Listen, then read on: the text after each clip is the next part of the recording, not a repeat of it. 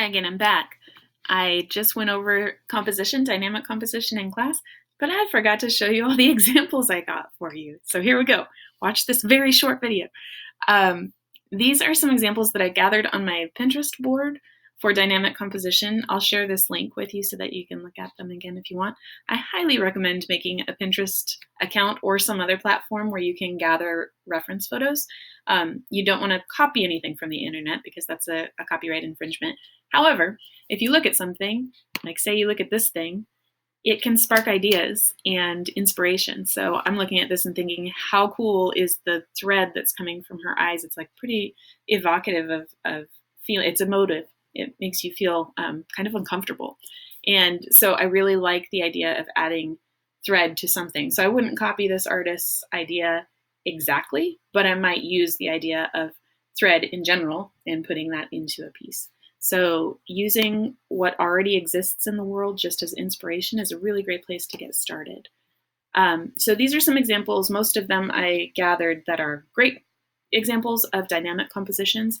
It could be something that's abstract, like this one, where this is an abstract, and this might just be the title. I don't know if it was an environmental piece originally, but anyway, if you're looking at the color and the placement of things, the value, the layering, we talked about a sense of movement in class, and you can definitely see movement, or we talked about leading the eye, which is movement. So it really leads the viewer's eye up in kind of this arc and then back around so that you're looking at everything in the piece.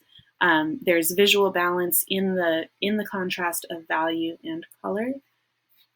Let's look at a couple of these others real quick.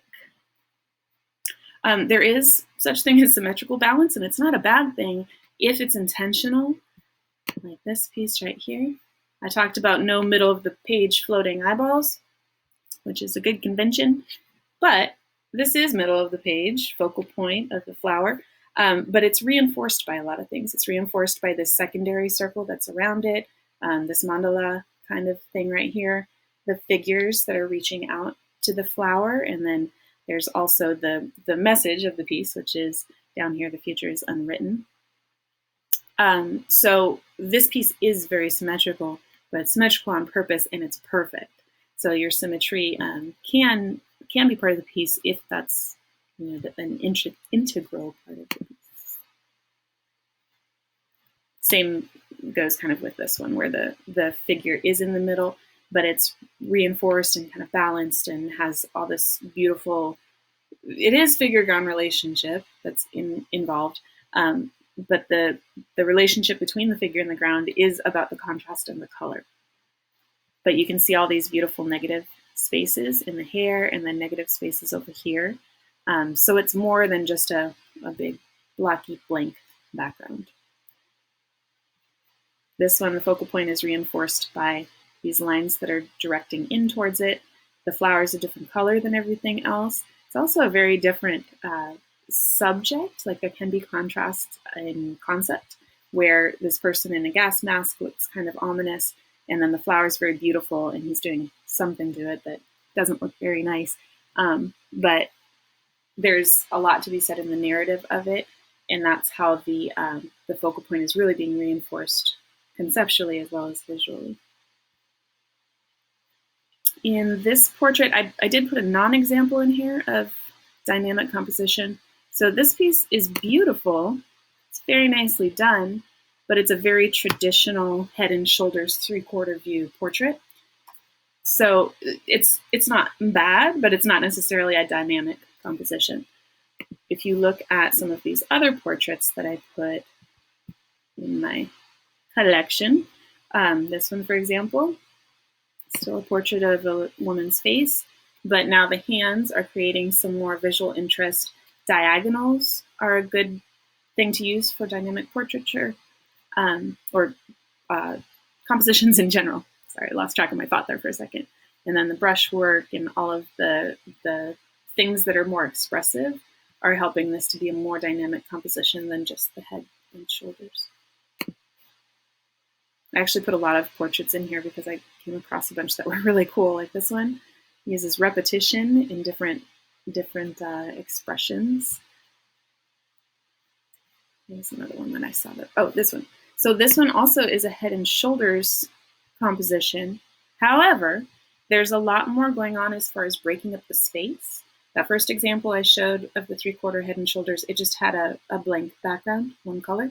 This one, the background is divided into thirds, or into 3 segments, I guess. There's this white area, this grayish blue area here, and then this part of like a couch or a background that she's sitting in front of.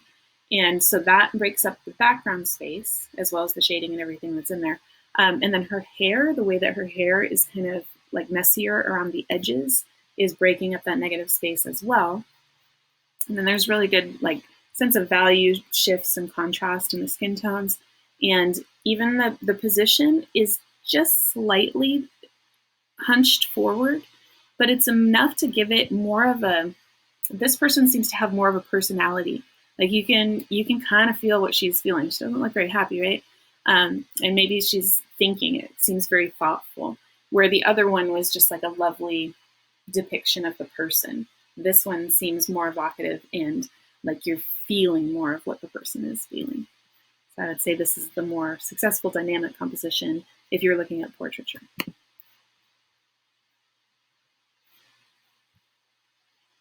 Let's see if there's anything else significant. Here's another one, of figure-ground relationship. I think this is really cool because it's weird and, you know, I like weird stuff.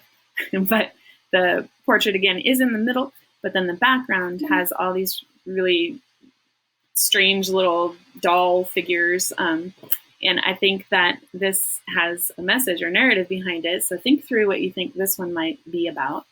We can talk about it if you want. And then playing with foreshortening or angles of things. This is another portrait. I guess I'm just going to stay on the theme of portraits because I can give you a lot of different examples. This is a portrait of my daughter. So this one is another portrait, but it's taken at this very extreme angle, shooting up. And so it just gives it a little bit more visual tension than the straight on view.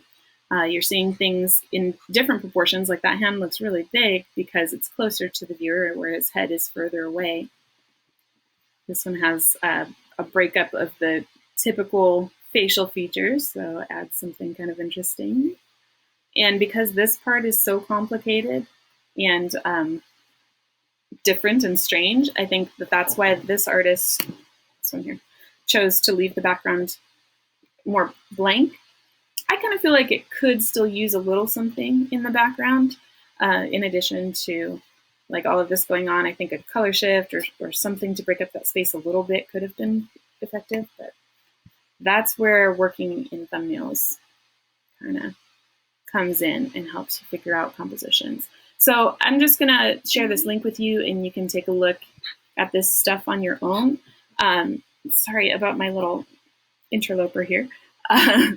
And if you have any questions, give me a holler, send me an email, and I will help with all of that. Thanks, y'all.